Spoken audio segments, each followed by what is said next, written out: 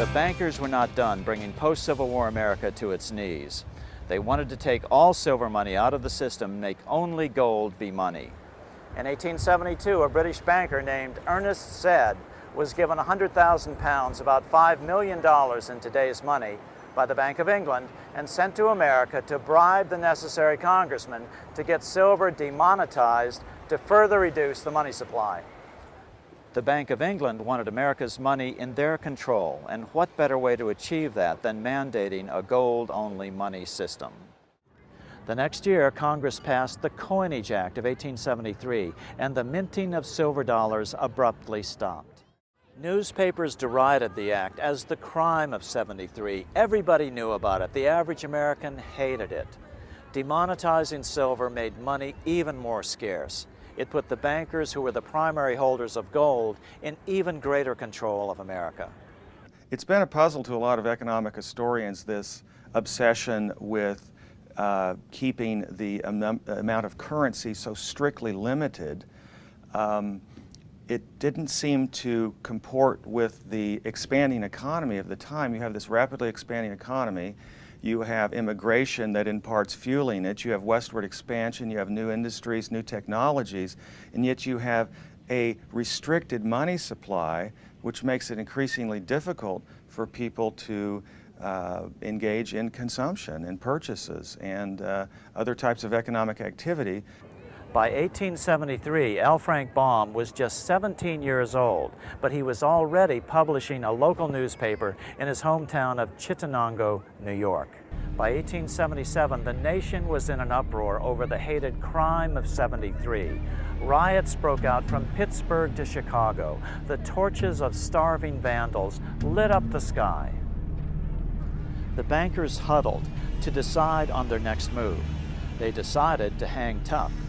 At the 1877 meeting of the American Bankers Association, the ABA, they urged their membership to do everything in their power to put down the notion of a return to greenbacks. The ABA Secretary, James Buell, authored a letter to the members that blatantly called on the banks to subvert not only Congress, but the press. It is advisable to do all in your power to sustain such prominent daily and weekly newspapers, especially the agricultural and religious press, as will oppose the greenback issue of paper money, to repeal the act creating banknotes, or to restore to circulation the government issue of money, will be to provide the people with money and will therefore seriously affect our individual profits as bankers and lenders. See your congressman at once and engage him to support our interest that we may control legislation. Political parties advocating a return to greenback money sprang up and ran candidates for Congress and president. In the 1878 elections, 21 independents were swept into Congress, mostly greenbackers. 2 years later, in 1880, the American people elected General James Garfield president. Garfield understood how the economy was being manipulated. As a congressman, he had been chairman of the Appropriations Committee and was a member of the Banking and Currency Committee. Garfield understood the ability of the very wealthy to manipulate gold money. He investigated the cause of the Black Friday gold market scandal of 1869, when financier Jay Gould and others cornered the gold market, causing wild fluctuations in the price.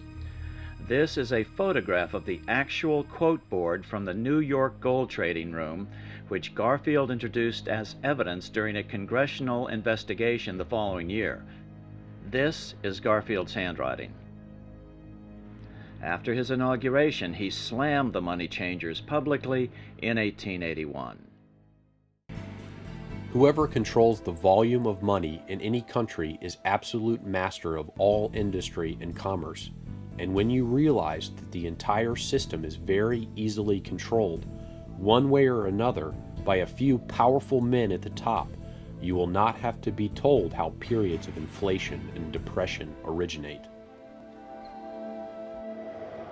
Garfield understood, perhaps only coincidentally, however, within a few weeks of making this statement on July 2nd, 1881, President Garfield was assassinated. After Garfield's assassination, the Depression deepened, leaving the unemployed to face poverty and starvation. Produce was left to rot in the fields. The country was facing poverty amidst plenty because there was insufficient money in circulation to keep the wheels of trade turning. The country sorely needed the sort of liquidity urged by Lincoln and the Greenbackers, but the bankers insisted that allowing the government to print its own money would be dangerously inflationary. That was their argument, but critics called it humbuggery. The big bankers finally had complete control of the money supply again by killing off the last competitor to their yellow brick road. Now they had to hold on against the rising anger of the average American.